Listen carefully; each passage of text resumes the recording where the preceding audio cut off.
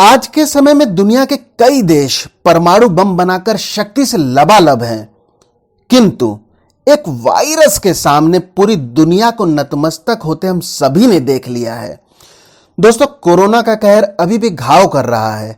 ऐसे में लासा फीवर चर्चा में क्यों बन गया है और आखिर क्या है यह पूरा बवाल, समझते हैं हम आज के वीडियो में। वीडियो को शुरू करने से पहले चैनल को लाइक, शेयर और सब्सक्राइब करना न भूलिएगा, जिससे क्वालिटी कंटेंट हम आप तक लाते रहें। तो दोस्तों, आखिर ये चर्चा में क्यों है?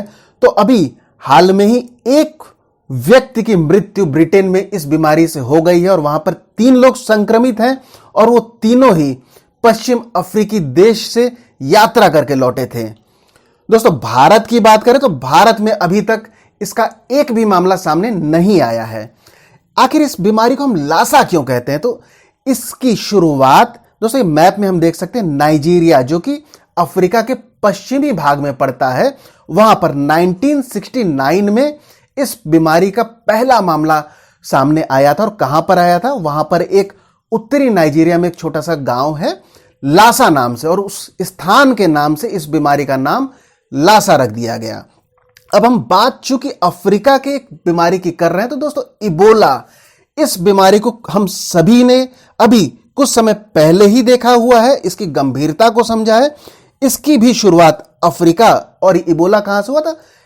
मध्य अफ्रीका, वहां के डेमोक्रेटिक रिपब्लिक ऑफ कांगो से 1976 में पहली बार इस बीमारी की शुरुआत, पहला मामला जो सामने आया था, और वहां की एक नदी के नाम पर इसका नाम इबोला रख दिया गया था। एक छोटा सा कंपैरिजन देख लेते हैं कि लासा और इबोला का आखिर क्या कंपैरिजन होगा।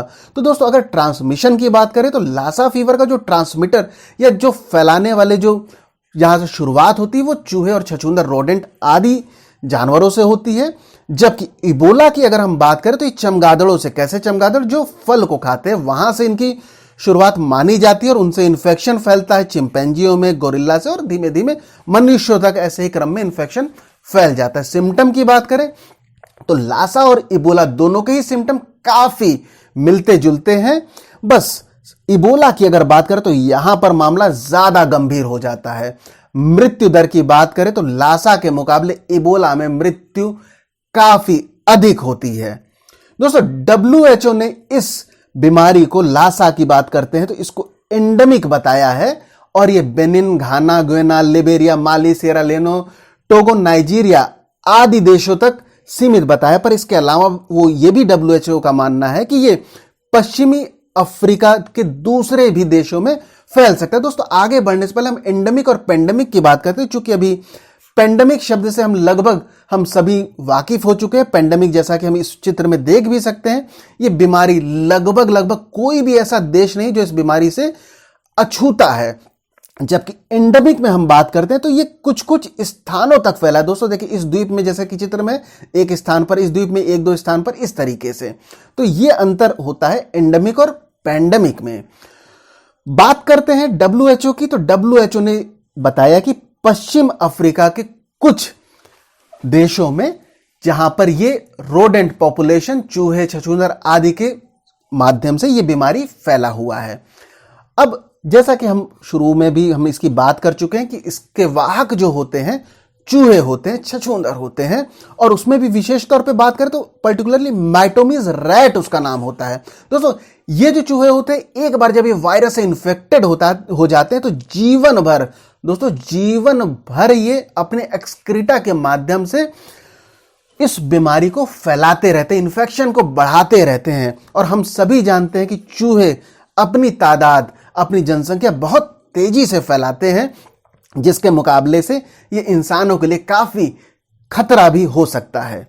दोस्तों, आखिर ये कितनी घातक बीमारी है? तो WHO की बात करते हैं तो ये इसकी जो मृत्यु दर है तकरीबन 1% बताता है। ऐसा सुनकर तो ये उतना घातक नहीं लगता है, किंतु इसकी सीवियरिटी, जब कोई अगर अस्पताल में जो मामले आ जाते हैं वहां पर ये बढ़कर 15% तक हो जाता है। देखिए इसकी गंभीरता कितनी बढ़ जाती है। और अगर मृत्यु दर की बात करें तो कई सारे, जैसे गंभीर बीमारियों के मामले में कुछ प्रेग्नेंट वुमेन्स, और खासतौर पे जिनकी प्रेगनेंसी 6 से 9 माह के बीच में होती है, वहां पर मृत्यु की संभावना काफी बढ़ जाती है। दोस्तों, सबसे गंभीर बात इस बीमारी को लेकर यह है कि ये एसिम्टोमेटिक है, मतलब कि इसके लक्षण शुरुआत में समझ ही में नहीं आते, जिसके कारण से ज्यादातर लगभग 80% जो मामले होते हैं उनका इलाज ही नहीं हो पाता है समय पर, जिस कारण से उनकी गंभीरता काफी बढ़ जाती है। दोस्तों, इसके ट्रांसमिशन रैट चूहों से होता है। ये एक जूनोटिक डिजीज है। जूनोटिक का मतलब ऐसी बीमारियां जो कि जानवरों से मनुष्यों में फैलती हैं, उसको जूनोटिक कहलाता है। मनुष्यों की अगर बात करें तो जो भी व्यक्ति संक्रमित हो जाता है उसके माध्यम से दोस्तों उसके आंख, नाक, मुंह के जो म्यूकस मेंबर है, म्यूकस मेम्ब्रेन है, उसके माध्यम से इसका ट्रांसमिशन होता है और ये मनुष्य से मनुष्यों में भी काफी ज्यादा फैलने लग जाता है। और खासतौर पे अगर मैं बात करता हूं तो हेल्थ केयर सेटिंग, ऐसे हॉस्पिटल, हेल्थ केयर सेंटर्स की जहां पर सुविधाएं उतनी ज्यादा नहीं है और साफ सफाई का उतना ध्यान नहीं रखा जाता है और एक भी ऐसे मामले अगर वहां पर सामने है तो वहां पर इनका संक्रमण दर बहुत ही तेजी से फैलने लग जाता है। सिम्टम की बात करें तो हल्के फुल्के सिम्टम में थोड़ा सा बुखार आना, थकान लगना, सरदर्द आदि होता है। गंभीर सिम्टम में दोस्तों ब्लीडिंग भी हो सकती है, सांस लेने में दिक्कत होती, उल्टी होते हैं, चेहरे पे सूजन, छाती में, पीठ में दर्द इत्यादि होता है और दोस्तों कई मामलों में मृत्यु भी हो सकती है, जिसमें कि शुरुआत में एक एक करके अंग फेल होने लग जाते हैं। मल्टीपल ऑर्गन फेलियर से शुरुआत होकर अंतोगत्वा मृत्यु भी हो सकती है। इसके इलाज की बात करें तो एंटीवायरल ड्रग राइबाविरिन ये अभी इस मामले में काफी इफेक्टिव पाई जाती है। अभी हालांकि WHO के मुकाबले कोई भी लाइसेंस्ड वैक्सीन तो इस पे नहीं है, पर राइबाविरिन काफी इफेक्टिव होता है। पर इसकी इफेक्टिवनेस तब ज्यादा हो पाती है जब ये बीमारी के शुरुआत में अगर दे दिया जाए।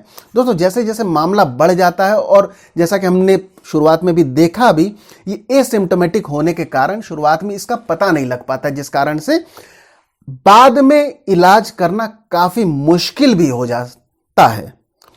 दोस्तों, अगर हम इसको बचाने की बात करें तो prevention is better than cure की अगर हम बात होती है, सिंपल सी बात है, चूंकि चूहों से ये होता है तो कम्युनिटी हाइजीन, साफ सफाई का काफी ध्यान देना चाहिए और चूहे से बचने के लिए जो भी प्रकरण हो सकते हैं, जो भी उपाय हो सकते हैं, वो सभी को करना चाहिए। साफ सफाई, कूड़ों को घर से दूर फेंकना चाहिए।